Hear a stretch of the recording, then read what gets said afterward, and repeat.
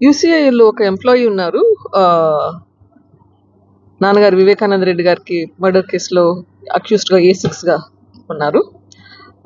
Employee అతను arrest అయింది 14th April 2023. ఆయన బెయిల్ మీద బయటకు వచ్చింది 21st August 2024. మొత్తం సంవత్సరం 4 నెలలు 7 రోజులు, అంటే 495 రోజులు జైల్లో ఉండి బయటకు వచ్చారు. ఈ 495 రోజులు ఆబ్వియస్లీ వర్క్కి రాలేదు, కానీ ఆ టైంలో ఏ యాక్షన్ తీసుకోలేదు. ఎవరైనా మామూలుగా ఏ కంపెనీలో అయినా కానీ ఒక 4 రోజులు చెప్పా పెట్టకుండా పోతే నోటీస్ అనేది సర్వ్ చేస్తాం. 4 రోజులు రాకపోతే మళ్ళీ నోటీస్ సర్వ్ చేసి డిస్మిస్ చేయడము, సస్పెన్షన్ చేయడము ఏదో ఒకటి ఉండాలి. ఇక్కడ 495 రోజులు వర్క్ రాకుండా, ఏం నోటీస్ ఇవ్వకుండా వర్క్ రాకుండా ఉంటే ఏం నోటీస్ లేవు, సస్పెన్షన్ లేదు, ఏం యాక్షన్ లేదు. రాదర్ యాక్చువల్గా రిమాండ్ పోతే కంపల్సరీ వాళ్ళకు మరి అదే చెప్తున్నారు.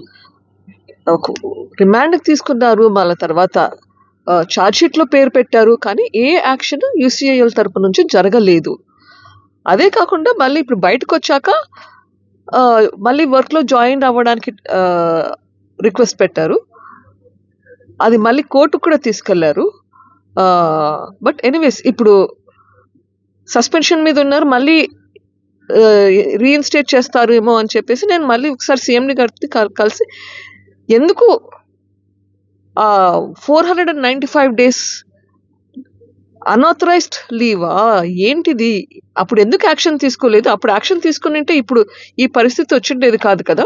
అప్పుడు యాక్షన్ తీసుకోలేదు, మళ్ళీ ఇప్పుడు రీఇన్స్టేట్ చేస్తారా ఏంటి అన్నది కనుక్కునేదానికి వచ్చాను. Because it's public sector unit. Public sector యూనిట్లో ఒక పాలసీ అంటూ ఉంటుంది. పాలసీ లేకుండా ఎవరి పాటికి వాళ్ళు రాకుండా పోతే వర్క్కి అది ఎట్లా, that is not right in even due ప్రాసెస్లో.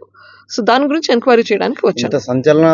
సో ఇప్పుడైతే నాకు నేను అడిగాను, నాకైతే ఆన్సర్ చెప్పలేదు. ఇది సబ్జుడిస్ ఉంది కాబట్టి నేను మీకు ఏం చెప్పలేము అని నేను చెప్పినది విన్నారు, అంతవరకే.